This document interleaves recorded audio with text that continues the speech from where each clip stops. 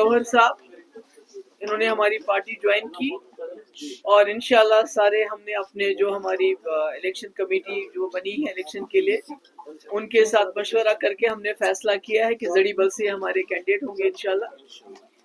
और हम चाहते हैं कि जो शहरी श्रीनगर में हम ऐसे कैंडिडेट दें जो अच्छे हो, पढ़े लिखे हो, दीनदार हो, क्योंकि श्रीनगर के साथ मुफ्ती साहब को खास अकीदत थी और मुफ्ती साहब को आपको याद होगा कि जो आखिरी दौरा था वो भी उनका डाउनटाउन का था।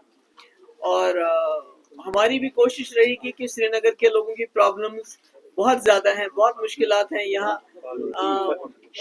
गरीबी भी बहुत है, एक एक घर में 4-4 फैमिलीज रहते हैं। इसके लिए भी मुफ्ती साहब का एक प्रोग्राम था कि इनको बाहर ले जाएंगे, मगर अब हमारा अगर इंशाल्लाह हमारी सरकार बनी तो वी विल गो वर्टिकल, कि जहां हम बनाते हैं मैरिज हॉल्स बनाते हैं, दूसरी चीजें बनाते हैं, तो मैरिज हॉल्स के साथ साथ अगर हमें जगह मिलेगी तो हम बड़ी बड़ी बिल्डिंग्स बनाएंगे, फ्लैट्स बनाएंगे, जहां हम ये जो घर में जो उनमें कंजेशन है उसको दूर करेंगे।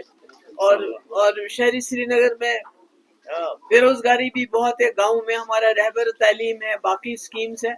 कोशिश करेंगे श्रीनगर की जो मुफ्ती साहब का जो एक इरादा था श्रीनगर को लेके, उसमें मुझे लगता है गवर्नर साहब जैसे जो हमारे लोग आज ज्वाइन कर रहे हैं, ये भी हमें शहरी श्रीनगर को डेवलप करने में पूरा अपना रोल अदा करेंगे।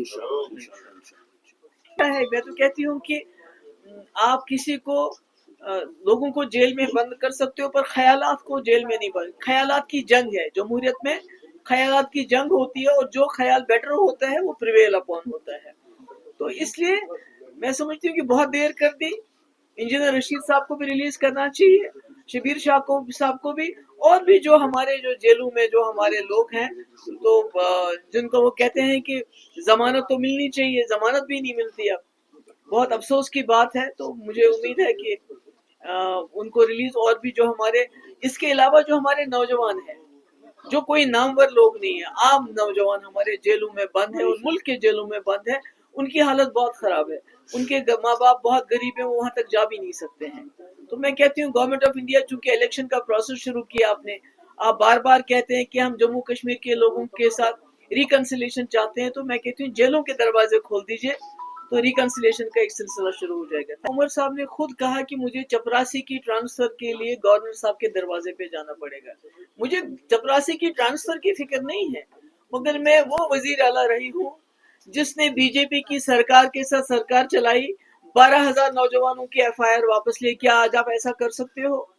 मैंने as a chief minister Modi के साथ सरकार बनाते हुए सेपरेटिस्ट को खत लिखा, दावत दी, बातचीत की। क्या आप ऐसा कर सकते हो आज?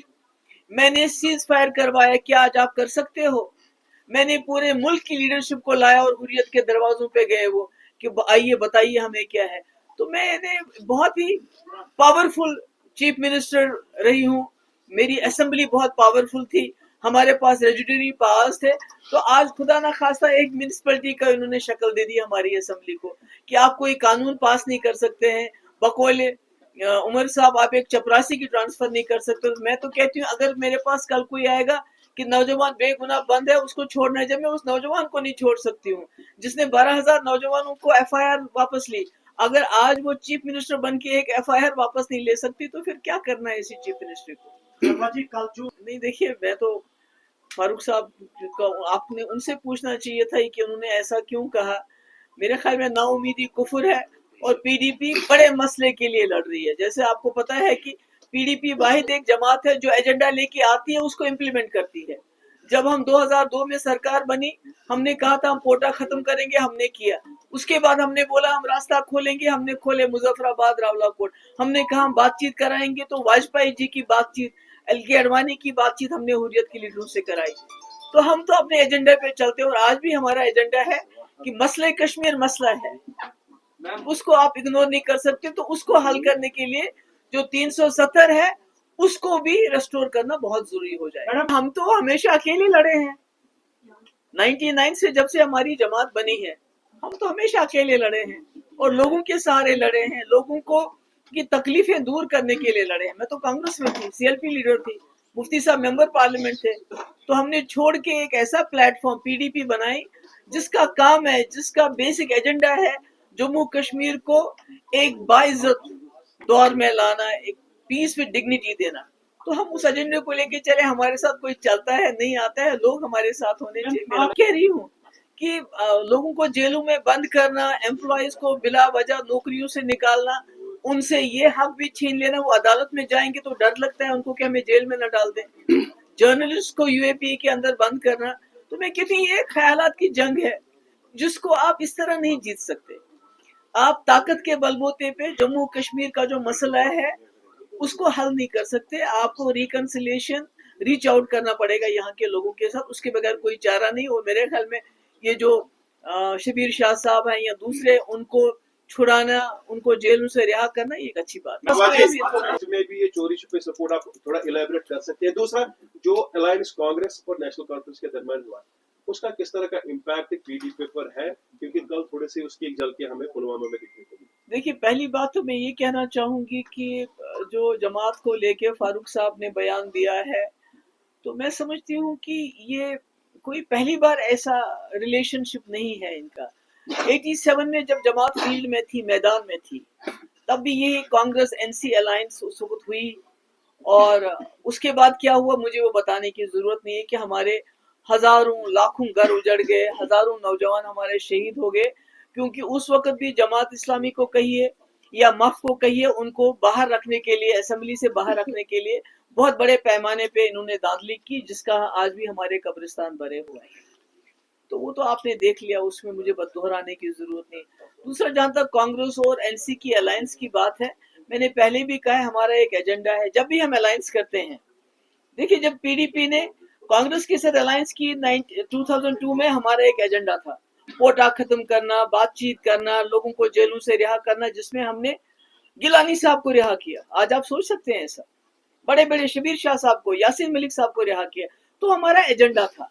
उसके बाद जब हमने बीजेपी गवर्नमेंट के साथ, बीजेपी पार्टी नहीं, बीजेपी गवर्नमेंट के साथ हाथ मिलाया 2014 में, हमारा बाज़ाब्ता एजेंडा ऑफ अलायंस था कि आपको 370 को नहीं छेड़ना, आपको एस्पा खत्म करना, आपको पाकिस्तान से बात करनी, आपको हुर्रियत से बात करनी, आपको पावर प्रोजेक्ट वापस करने, और भी कई चीजें थी उसमें, और रास्ते खोलने हैं। यानी उस वक्त भी हमारे पास एजेंडा था। तो जब भी कांग्रेस और एनसी की आपस में इनका अलायंस होता है तो ये कुर्सी के लिए होता है। तो अगर मुफ्ती साहब को कुर्सी चाहिए होती 2014 में, नेशनल कॉन्फ्रेंस भी ऑफर कर रही थी, कांग्रेस भी ऑफर कर रही थी। तो मेरे ख्याल में अलायंस पीडीपी के लिए इट गोज बियॉन्ड पावर। जो हमारा एजेंडा वो सबसे ज्यादा जरूरी है। और अगर एनसी और कांग्रेस का जो आपस में मेल है वो एजेंडा के लिए नहीं, वो, और आपको पता है, एक मेरे ख्याल में एक हिस्ट्री है, जब जब पीडीपी और कांग्रेस जब हम मिले तो हमने लोगों के लिए काम किए, हमने लोगों को एक राहत दी, हीलिंग टच दिया। जब हम बीजेपी सरकार से मिले तो मैंने 12,000 नौजवानों की एफआईआर वापस ली, मैंने लेटर इनवाइट किया एज चीफ मिनिस्टर, मैंने मुल्क से एक बहुत बड़ा डेलीगेशन मिलाया बातचीत के लिए, मैंने वो सब कुछ किया जो हमारे एजेंडे में था। मगर जब इनकी हुई तो मकबूल भट्ट को फांसी, 87 में चोरियां, जिसका नतीजा हम आज देख रहे हैं, उसके बाद दोबारा अफजल गुरु को फांसी। तो ये तो आप लोगों के सामने सारा है कि क्या होता है। मैम, आज शीट शेयरिंग में, अलायंस में नहीं यकीन रखते हैं हम, एजेंडे में यकीन रखते हैं। वो तो मुझे मालूम नहीं है कि कौन आया, कब आया, तो मुझे इसके बारे में कोई इन्फॉर्मेशन नहीं। Thank you.